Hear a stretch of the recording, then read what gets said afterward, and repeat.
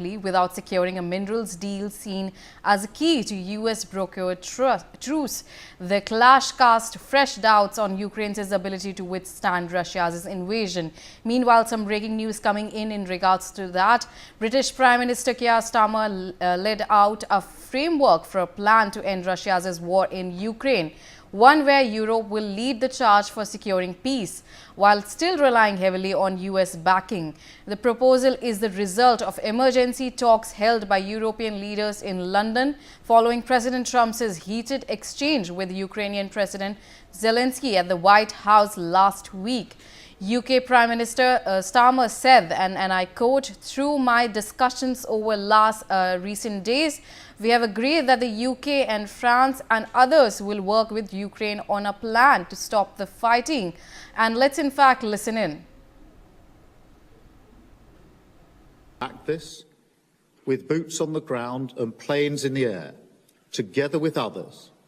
Europe must do the heavy lifting. But to support peace in our continent and to succeed, this effort must have strong US backing.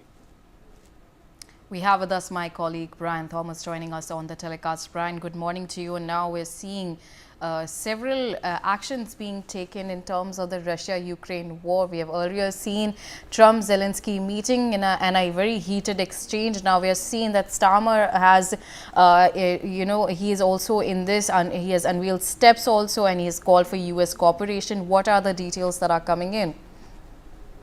Well, definitely now British Prime Minister Keir Starmer has outlined a framework for ending the Russia's war in Ukraine, emphasizing Europe's leadership in securing peace while stressing the need for strong US backing.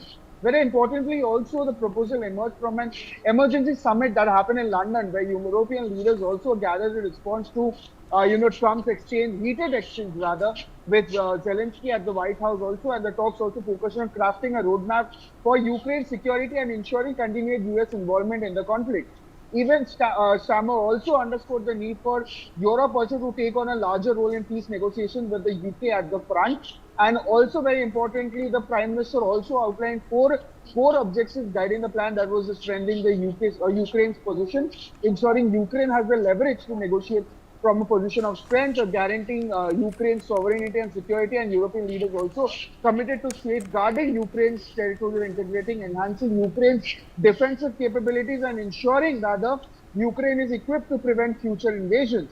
And very importantly, also building a coalition of the willing, that is establishing a group of nations to willingly to provide long-term security guarantees. And this coalition, success also where Starmer's stress hinges on US involvement through without deploying American troops, and confirmed that speaking with Trump the night before to discuss the framework would definitely further work on the plan begins. And also he also addressed the US-Ukraine tensions also, where there was a heated conversation between Trump and Zelenskyy, where Trump also criticized the Ukrainian leader as ungrateful, and Starmer also defended the US as a steadfast ally and said that nobody wanted to see what happened, but he does not accept that the US is an unreliable ally.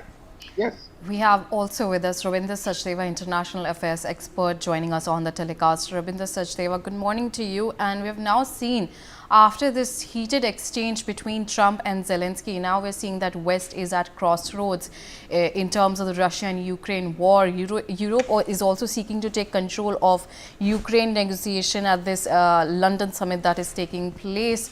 And now, even in this whole heated exchange, the thing that hangs the most is also not just the Russia-Ukraine war, it's also the minerals deal that hangs on a thread. We have seen Trump has stated that Zelenskyy is not ready, and Zelenskyy has responded to that, saying that he is still ready and on board over the minerals deal. So how do you assess the situation that is going on there? Thank you so much. A pleasure to be with you. I'll just step back, brief, and then come to your question. Firstly, you see, regarding the Trump-Zelenskyy meeting, my sense is that American side made two big mistakes and Zelenskyy side made one big mistake, I think. The mistakes by the American side, to my mind, are: one, this meeting should not have had happened. You see, when two leaders meet, approximately 80% or more of the agenda is sorted out by officials of the respective governments. They've come to more or less a common understanding as to what would be discussed and what would be the outcome of the leaders' meet. So, looking at what was being discussed, keep aside the minerals, there was a major gap with regards to what a ceasefire could mean or what it is, and a major gap with respect to the security guarantees that Zelensky is seeking. So the American side, very well knowing that for Zelensky, that is the utmost priority. Okay, for the Americans right now, minerals deal was a priority. They should have bridged that gap. They could have taken another 10 days to sort out or come to some kind of a convergence in a big picture, at least for the ceasefire and for the security.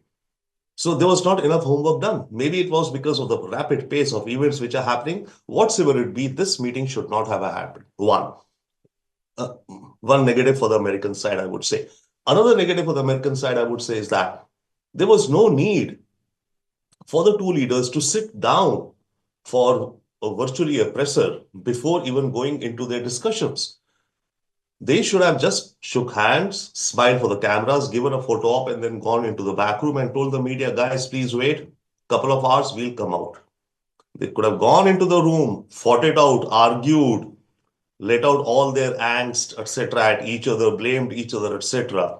And if inside the room they could come to a convergence on the minerals deal, they could have come out and announced, yeah, the deal is on. Or if inside the room, everything would have been stuck and no compromise reached, they could have come out and said, okay, we both could not agree. Each party has a different opinion and gone their way and said that we will convene after a few days. So these are two, down points to my mind with respect to the conduct of American diplomacy and communications by the White House. On the Zelensky perspective, I think Zelensky would have hugely benefited had he used an interpreter.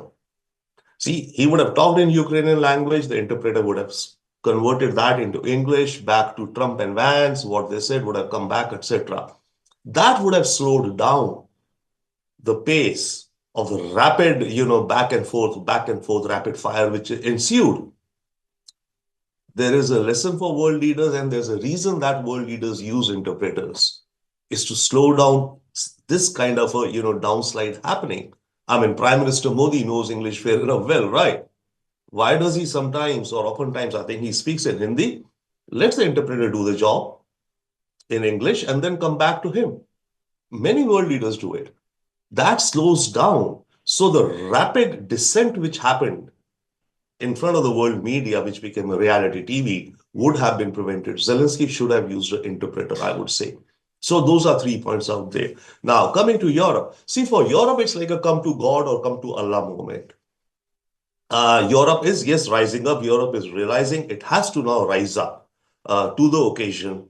It is trying to rise up. The UK committed $2.2 billion of loan before this meeting, backed by the interest of the Russian money, which is frozen in Belgium, right? And then yesterday, in addition to that 2.2, Starmer also announced another $1.6 billion for, I think, artillery shells or whatever for Ukraine. So Europe is ponying up, but at the same time, Europe is also saying that it cannot proceed without a backstop from America.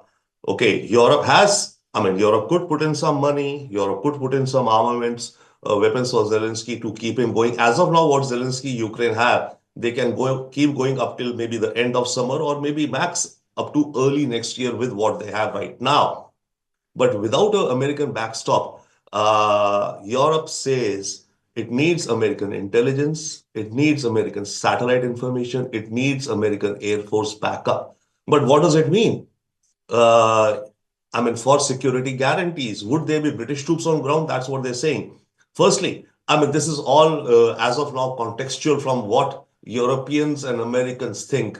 There has been no talk about what Putin, the other side, would be, wanting to help achieve. So there are miles and miles to go, but what Europe is doing, they're putting together a deal, and now they're going to go back to the US and say to the US, look here, guys, this is what we are going to do. And now you please come along and partner with us. So that's where it seems to be panning out. Meloni has is pushing for a Europe-USA summit very soon. So the outcomes of this meeting yesterday would now be, kind of put together, and then with that, they will discuss with the US. Now, the last thing, regarding the minerals deal, you see, actually, Zelensky himself introduced this idea back in October when there was talk last year, all of last year, as to what is Zelensky's plan. Right, they were talking about a military strategy, A, B, and we need air defense, we need, F-16s, etc. It took about 6 months for Ukraine to come up with what they called a victory plan in October. In that victory plan, one point, there were 5 points, was Zelensky, Ukraine offered that Ukrainian mines, natural resources, and industrial plants, like aluminum plants, iron mills, etc., would invite investments by American and European partners. And the American and European partners would also be in charge of the security of that plant or mine. Essentially, let's say if it's a 3 square mile, 5 square mile area for mining, parcel, that would be, with some kind of private security by that American European company. When Trump came to power, I mean, during Biden's time, it was being discussed, but Trump smelled blood and a very logical reason for America to ask more.